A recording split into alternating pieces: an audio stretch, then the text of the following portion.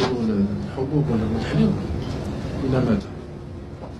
خدينا قرار لازم في السنوات المقبلة ننتهي من المشكل هذا، لازم نصدر. هي حالة استنفار قصوى أعلنتها حكومة الوزير الأول في قطاع الفلاحة وتضغط على صفارة الإنذار من أجل إيجاد اقتصاد أخضر بديل عن المحروقات.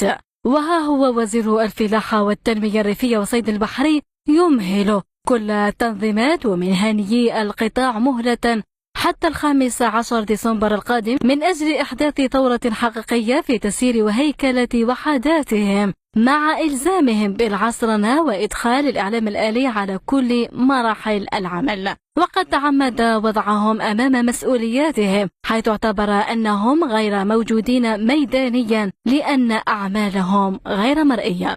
وقد أبرز سيد أحمد فروخي الخطوط العريضة لهذه العملية التي أوجد لها إطارها التنظيمي وبرنامجها بالتعاون مع منظمة الفاو سنة 2014، والتي تقوم على عصب تحطيم المركزية وإحلال التسيير اللامركزي بدلها، في انتظار ما سيتمخض عنه لقاء 26 نوفمبر، والذي سيجمع الوزير الأول بالفلاحين في ولاية عين الدفلة. نظن احنا النظام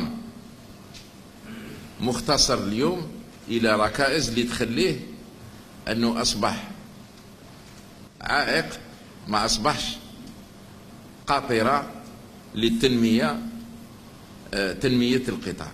وعندنا ربما حتى 15 ديسمبر باه نحطوا له آخر لمسات. هو ماراثون تخوضه الحكومة بمعاية قطاع الفلاحة من أجل الخروج من التبعية لبرميل البترول بتقوية قطاع الفلاحة وتحقيق اكتفاء ذاتي مقرون بتطلع الوصول إلى التصدير. فهل سيتحقق حقا هذا المسعى؟ لنقول رب ضارة انهيار أسعار المحروقات نافعة على الجزائر، فهي على الأقل ستجعل البلاد في منأى عن أي اهتزازات بعد تحقيقها لاكتفائها الغذائي.